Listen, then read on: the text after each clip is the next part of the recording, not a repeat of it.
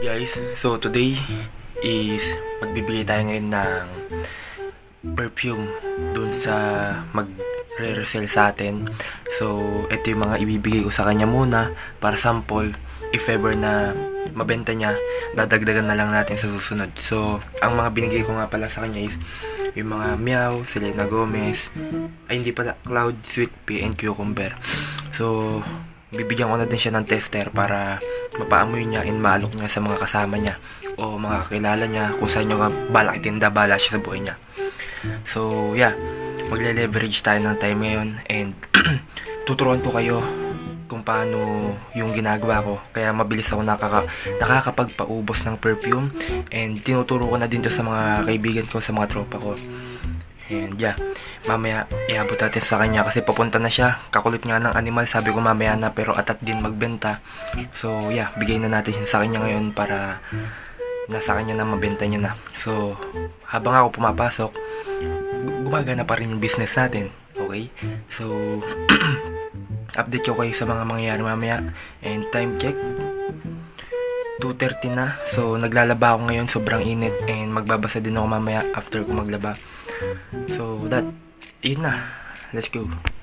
So yun na nga, nandito na ibibigyan ko ng perfume. And syempre halika, dalabasan na natin muna. Saan nakatira yung MJ ngayon? Tol? Ba't kilala mo yan? Wow. Ako yung mentor ko yun eh. Parang magaling siya sa business, ganun. Ano yun? Malako utak niya. Ano talaga yun? CEO talaga yun. 15 years na may business yun. Tsaka malawak yung company sa Manila. Lako nga ng utak niya. Yung utak niya parang... Napagda ko eh. Galing din. Paano ganun na lang? Day 3. So today, putangin na agad na pala, gabi ng ngayon no. So tonight, at continue lang natin tong video na to kasi kung naalala nyo, syempre yung mga naunang video is kung mapapanood nyo, binigyan ko yung isa kong distributor ng 3 perfume ba? Basta 3 perfume is binigyan ko siya. So ngayon, hindi ko na nasundan and hindi ko na natapos dahil nalimutan kong i-video. So 3 days bago ko ito binidyo ulit. So eto na siya. So sa video na ito, kung makikita nyo, kung mapapanood nyo, binigyan ko siya ng 3 perfume. So siya na bahala magbenta nun. And syempre, update ko kayo sa mga kikitain natin sa kanila.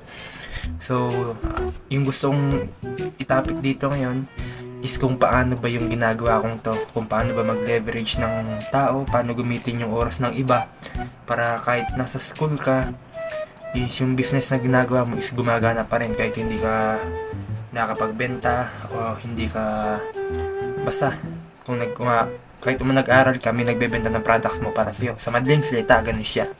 Yan, kakatapos ko maligo. So, habang nag-skincare ako, yan, pag-usapan natin siya. So, paano ba ginagawa ko? So, una, syempre is kailangan mo muna ng product. Syempre, mag-isip ka kung ano yung gusto mong ibenta. Mag-isip ka kung saan ka masaya. So, sa akin kasi perfume talaga.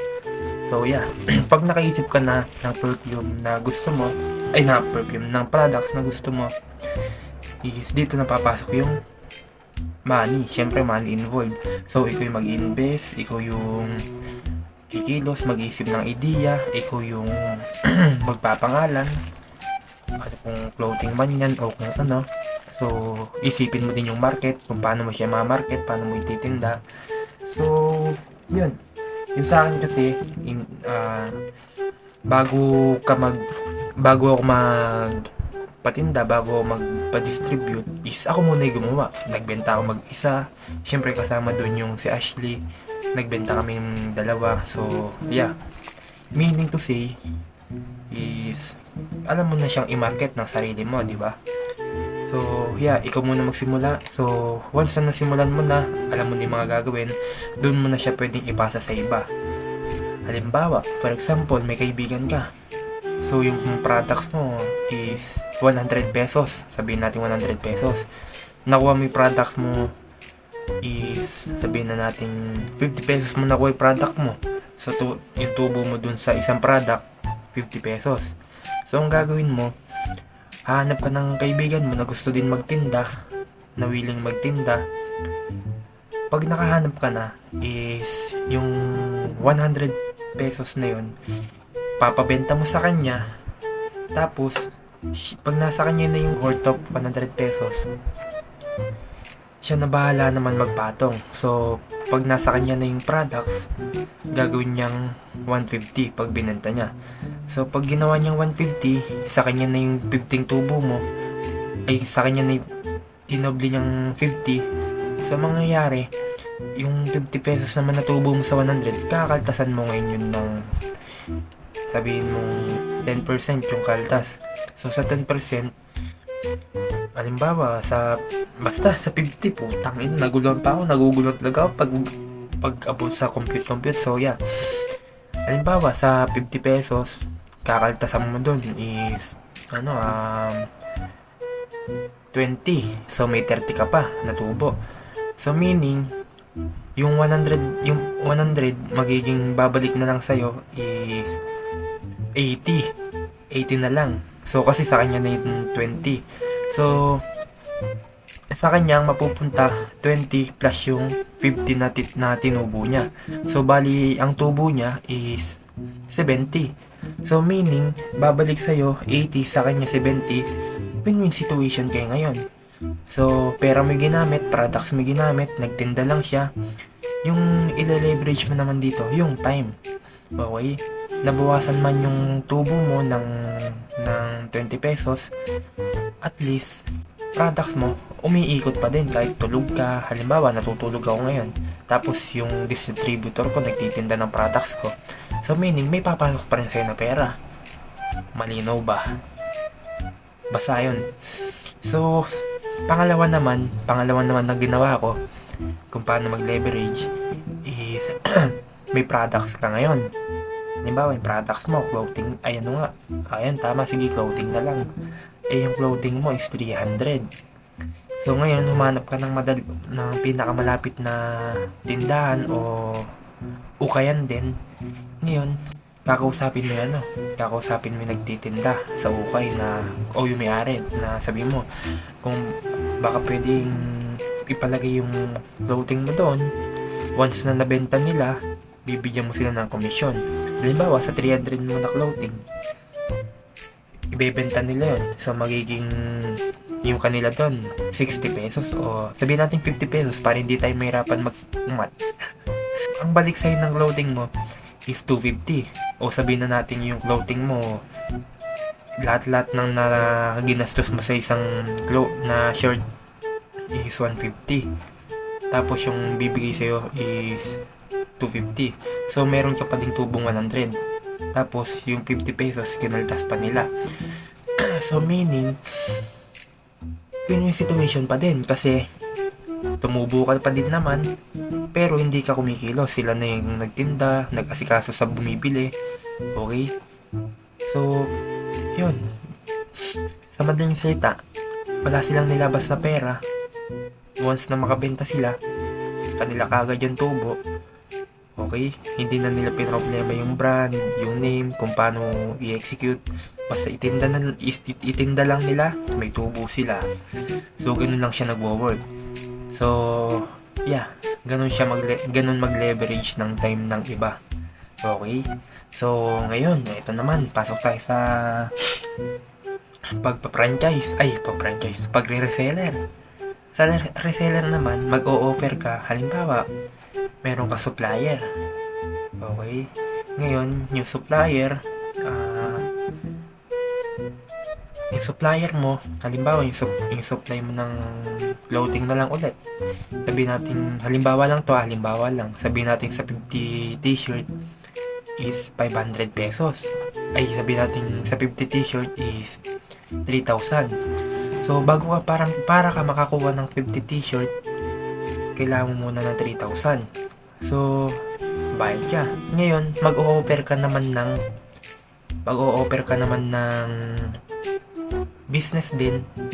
So sabihin mo lang na sa mga kaibigan mo, mag-post ka na open ka para sa reseller o open ka para sa maliit na negosyo. Mag-o-offer ka ngayon sa kanila. So yung 3,000 gagawin mo, ikaw na bahala magtubo o ikaw na bahala magkalkula kung magkano.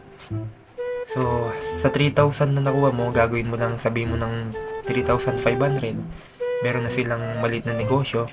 So, magbabayad ngayon sila ng 3,500. Pag nakapagbayad na sila ng 3,500 sa'yo, yung 3,000, ipangbabayad mo naman dun sa supplier mo. So, meron ka ng malinaw na 500. So, meaning, ibibigay mo na sa supplier mo yung ang tawag dito, yung 500, yung 3,000 para sila na yung mag-asikaso. So, once na naasikaso na nila, na-deliver na nila yung gusto ng client mo, i-deliver naman ngayon sa'yo. Once na hawak mo na yung clothing niya, yung 3,000, worth of 3,000 niya, ikaw naman ngayon yung magbibigay dito sa umorder sa'yo. So, malinaw na kahit hindi ka kumilos, mag-post ka lang, magbenta ka lang ng idea, magbenta ka lang ng business o mag-offer ka ng business ng iba, malinaw na may kita ka. So, ganun siya nagwo-work. Okay? So, yeah, hindi na ako nakapag-skincare dahil sa, yun nga, sa tips ko. So, sa akin naman, na-discover ko lang, hindi ko to nalaman kung kanino. Parang idea ko siya na siguro may ibang gumagawa pero idea ko talaga siya na kung ano na nagagawa ko siya without knowing na ganun, may ganun pala. Okay? So di ko alam kung lahat nagagawa yon, pero sa akin effective siya. And yeah, yun lang naman. And syempre, thank you so much sa mga nagtiwala, sa mga kaibigan ko na nagtiwala, sa mga kaibigan ko din na nagbibenta ng perfume. Syempre, opportunity din sa kanila to. Nagbinigyan ko sila ng opportunity para makapagbenta. Syempre, para may source of income pa din sila kahit papaano. As a student, hindi naman ganun kadali kumuha ng 40 pesos, diba, sa isang araw. So, meaning, ibenta mo lang yung perfume ko, makaisa kang perfume sa isang araw, meron kang malinaw na 40 pesos. Okay? Ganun siya. Kaya, yeah, natulong na tayo sa tao, kumikita pa tayo. So, ganun lang siya nangyayari. The more na may natutulungan ka, the more na papasok yung pera. Sabi nga ni kay Sir MJ. I-apply lang natin, okay? So, yun lang naman. Kakatapos ko mga workout pala and mag-jogging. Ngayon mag-skincare na ako. Di na ako napag-skincare dahil sa mga tips and advice. So, yan. Gusto ko lang din ipaalam na hindi naman din ganun kalaki yung tubo ko dito sa perfume. Gusto ko lang din na hindi ganun kalaki, makatulong lang din, and syempre dagdag na din yung kinikita ko dun sa pang-ipon ko, di ba? Pambili ng PCX 160. Yun lang naman. Maraming salamat, and syempre hanggang dito na lang. So, hanggang sa muli. Paalam.